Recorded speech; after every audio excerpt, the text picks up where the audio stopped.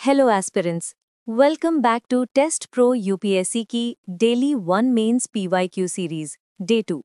आज की क्लास में हम समझेंगे कि भारत में विकेंद्रीकरण यानी डिसेंट्रलाइजेशन ने वास्तव में गवर्नेंस को जमीनी स्तर पर कितना बदला है। ये सवाल GS2 का कोर है और इसे समझकर आप Panchayati Raj, urban local bodies, governance reforms, local administration इन पांचों टॉपिक्स को मास्टर कर लोगे। चलिए शुरू करते हैं डे 2 की ये डिटेल्ड क्लास। एस्पिरेंट्स, यूपीएससी का ये सवाल कहता है, आपकी राय में भारत में सत्ता के विकेंद्रीकरण ने जमीनी स्तर पर शासन परिदृश्य को किस हद तक बदल दिया है। यानी यूपीएससी आपसे पूछ रहा है कि डिसेंट्रलाइजेशन ने विलेजेस और सिटीज में गवर्नेंस को एक्चुअल ग्राउंड पर कितना बदला है। सबसे खास बात, आज का सवाल आपसे सिर्फ इन्फॉर्मेशन नहीं बल्कि अपने दृष्टिकोण यानी योर ओपिनियन डिमांड करता है। एस्पिरेंट्स, यूपीएससी के इस सवाल की 3 हिडन डिमांड्स हैं। पहली, डिसेंट्रलाइजेशन ने बदलाव लाया या नहीं। आपको बताना है कि रिफॉर्म्स ने क्या बदलाव किए। 2, political participation, local governance, representation, service delivery. 3, कितनी हद तक बदलाव लाया, यानी अचीवमेंट्स प्लस लिमिटेशंस दोनों बताने होंगे।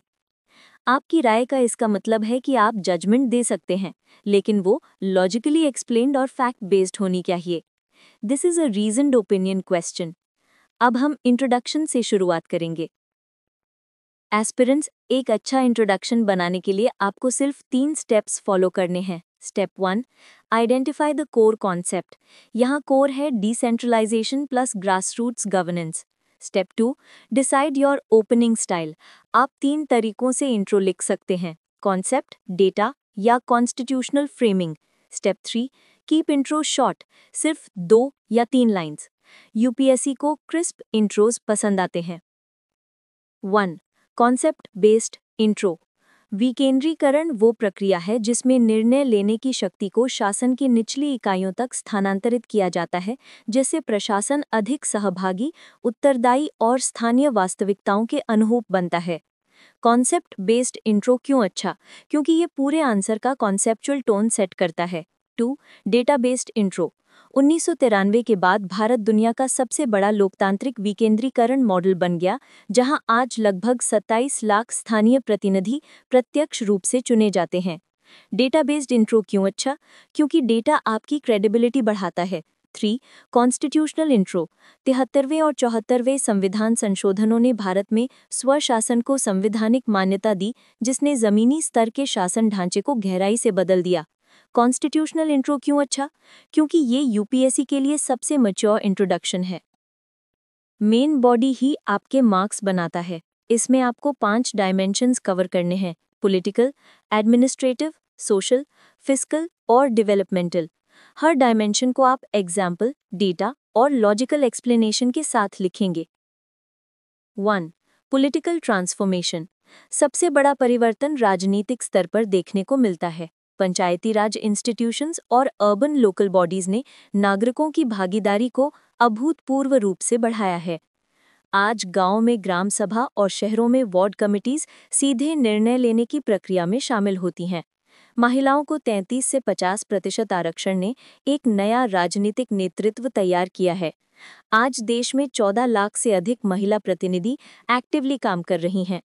एससी और एसटी कम्युनिटीज का रिप्रेजेंटेशन बढ़ा, जिससे डिसीजन मेकिंग में वास्तविक सामाजिक विविधता आई। एग्जाम्पल, केरला की पीपल्स प्लानिंग कैंपेन, जहां नागरिक बजटिंग और प्लानिंग में सीधे हिस्सा लेते हैं। ये पॉलिटिकल एम्पावरमेंट का सबसे सफल मॉडल है। 2, एडमिनिस्ट्रेटिव ट्रांसफॉर्मेशन। डिसेंट्रलाइजेशन का दूसरा बड़ा परिवर्तन प्रशासनिक ढांचे में आया। पहले डिसीजंस डिस्ट्रिक्ट या स्टेट लेवल पर लिए जाते थे, लेकिन अब डिसीजन मेकिंग लोकल बॉडीज तक पहुंच चुकी है। इसका मतलब है कि समस्याओं को वो लोग हल करते हैं जो उन्हें रोज देखते, समझते और अनुभव करते हैं। एग्जाम्पल, अगर किसी गांव में नाली टूटी है या पानी की समस्या है, तो पहले इस समस्या की फाइल ब्लॉक और डिस्ट्रिक्ट ऑफिसेज में घूमती थी। आज ग्राम पंचायत उसी सप्ताह बैठक करके प्रस्ताव पारित कर सकती है, बजट एलोकेट कर सकती है और काम शुरू भी करवा सकती है।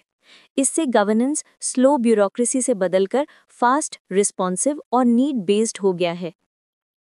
3, सोशल ट्रांसफॉर्मेशन।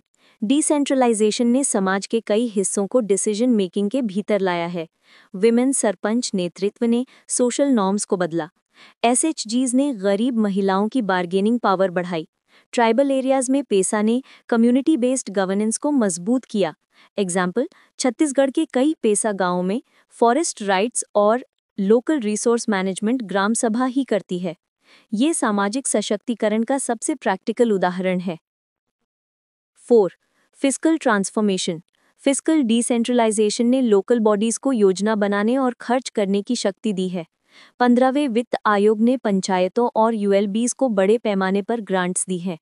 डेटा, कुछ राज्यों जैसे केरल, कर्नाटक और महाराष्ट्र में लोकल बॉडीज 15 से 25% डेवलपमेंट एक्सपेंडिचर खुद मैनेज करती हैं। हालांकि ओन रेवेन्यू जनरेशन अभी भी कमजोर है, फिर भी वित्तीय अधिकारों में लगातार सुधार हो रहा है।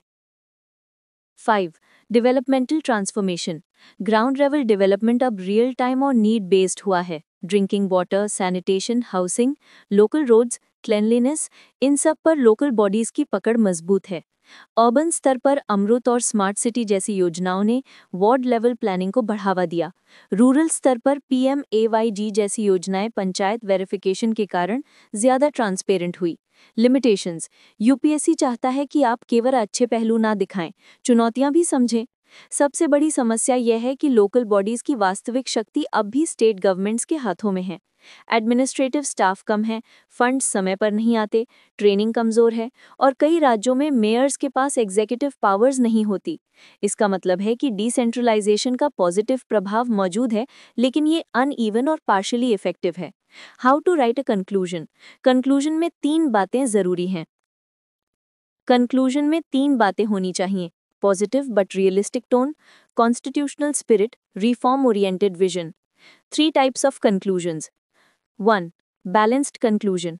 विकेंद्रीकरण ने भारतीय शासन को अधिक सहभागी, उत्तरदायी और स्थानीय आवश्यकताओं के अनुरूप बनाया है, पर इसकी पूर्ण क्षमता, वित्तीय स्वायत्तता और क्षमता निर्माण को मजबूत करने पर निर्भर है। 2. Visionary conclusion. यदि स्थानीय निकायों को वास्तविक स्वशासन दिया जाए तो भारत दुनिया का सबसे इंक्लूसिव और कम्युनिटी ड्रिवन गवर्नेंस मॉडल बन सकता है। 3. Constitutional conclusion. विकेंद्रीकरण वास्तव में शक्ति जनता तक पहुंचाने वाले संवैधानिक आदर्श को साकार करता है। अब इसकी आत्मा को गहराई देने का समय है। Practice questions. 73वें और 74वें संशोधनों ने भारत के लोकतांत्रिक विकेंद्रीकरण को किस प्रकार बदला है? 2. अर्बन लोकल बॉडीज की कमजोरियां विश्लेषण करें। 3. ग्राम सभा स्थानीय लोकतंत्र का वास्तविक शक्ति केंद्र कैसे बन सकती है? एस्पिरेंट्स, ये था डे 2 का पूरा यूपीएससी मेंस PYQ क्लास। अगर ये वीडियो वैल्यूएबल लगी हो तो लाइक करें, शेयर करें और टेस्ट प्रो यूपीएससी को सब्सक्राइब करें।